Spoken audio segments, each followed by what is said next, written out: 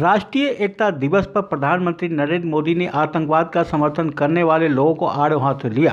प्रधानमंत्री ने सीधे तौर पर फ्रांस की घटनाओं का जिक्र तो नहीं किया, मगर कहा कि जिस तरह लोग आतंकवाद के समर्थन में खुलकर सामने आ गए हैं, वो आज वैश्विक चिंता का विषय है।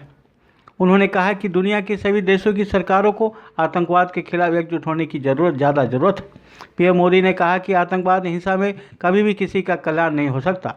पीएम मोदी ने देश के पहले गृह मंत्री सरदार वल्लभ भाई पटेल की श्रद्धांजलि अर्पित करने के बाद पैरेड में हिस्सा लिया। उन्होंने अपने संबोधन में कहा, आत्मनिर्भर देश की अपनी प्रगति के साथ साथ अपनी सुरक्षा के लिए भी आश्वस्त रह सकता है। इसलिए आज देश रक्षा के क्षेत्र में भी आत्मनिर्भर बनने की ओर बढ़ रहा है। इतना ही नहीं, सीमाओं पर भी भारत की नज़र और नज़रिया अब बदल गए हैं।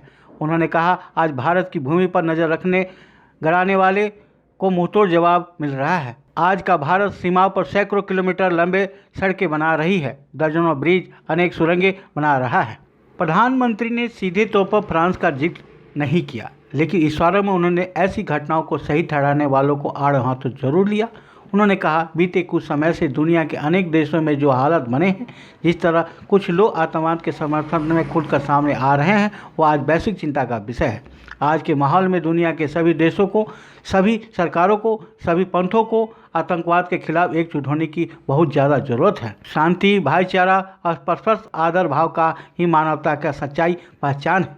आतंकवाद हिंसा से कभी भी किसी का कल्याण नहीं हो सकता। मोदी ने देश की संस्कृति विविधता का जिक्र करते हुए जनता को समाधान किया कि भड़काने वाले ताकतों से सतर्क रहे। उन्होंने कहा, हमारी विविधता की ही हमारी अस्तित्व है।